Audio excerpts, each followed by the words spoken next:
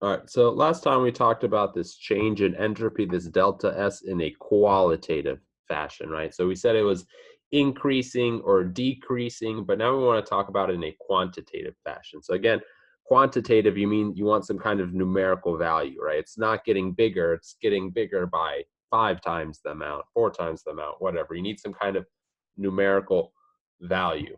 And so to think about this, first thing we kind of want to look at is a phase diagram here. So if we have temperature here and we have heat added,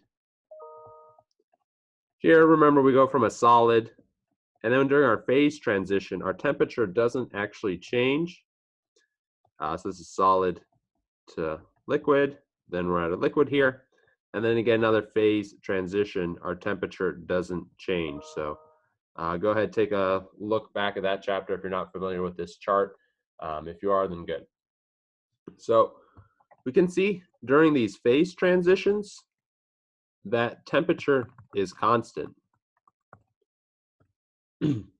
However, the system is still being heated, so the system is still gaining heat.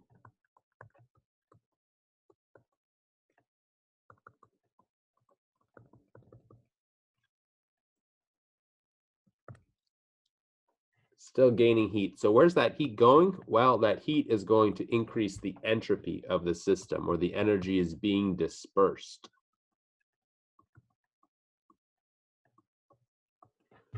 Dispersed, right? So we can say that the change in entropy is equal to this amount of heat added. It's known as reversible heat, and then the temperature at which this phase transition is happening. So again, this is heat exchanged in a reversible process.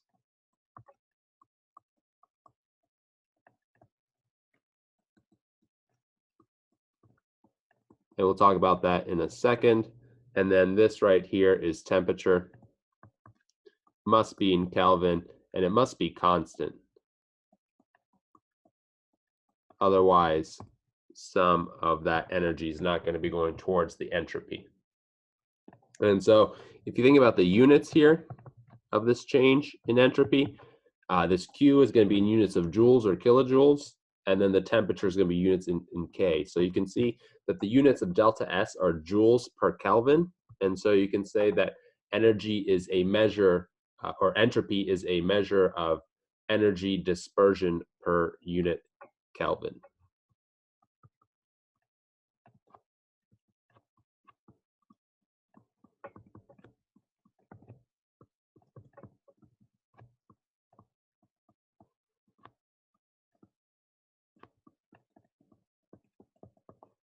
All right, so let's talk about a reversible process here. What does that mean?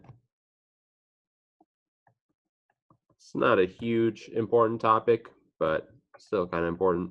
So let's say on one end, we've got an ice cube, and the ice cube is going to melt into a puddle of water, right? So we got basically solid water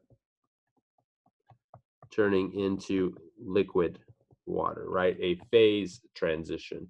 And so this would happen, right at 0 degrees Celsius, right? It's the melting point of water. And so in theory, if you were exactly at 0 degrees Celsius and you removed an infinitely small amount of heat, you would reverse the process, right? If you removed a tiny, tiny amount of heat, infinitely small amount of heat, your liquid would then become a solid. And so that's kind of the conditions for a reversible process. So in theory, if you remove an infinitesimally, spell that wrong, small amount of heat, you reverse the process. In this case, the process would be, reversed to a liquid turning into a solid. So if you can't really add an infinitely small amount of heat, and so nothing can basically be truly reversible. It's kind of more of a thought experiment. You can go ahead and Google, is any process truly reversible type of thing. You can see some answers, but it's a good thought experiment to have.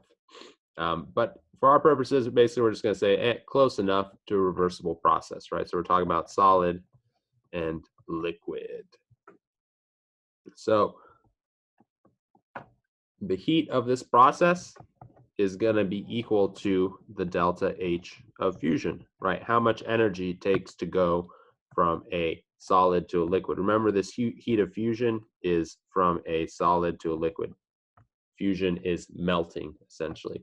And so if you look up the numerical value in a book, you'll find it's 6.02 kilojoules per mole. And this is obviously at 0 degrees Celsius, which would then be 273.15 K. So if we go ahead and plug that in, right, take this numerical value, put it into here, take this value, plug it into there, make sure you're in Kelvin. Delta S here will be 22.1 joules per mole Kelvin, right? So we can get a quantitative look at this, right? And if you look at the sign of this right here, it's a positive sign.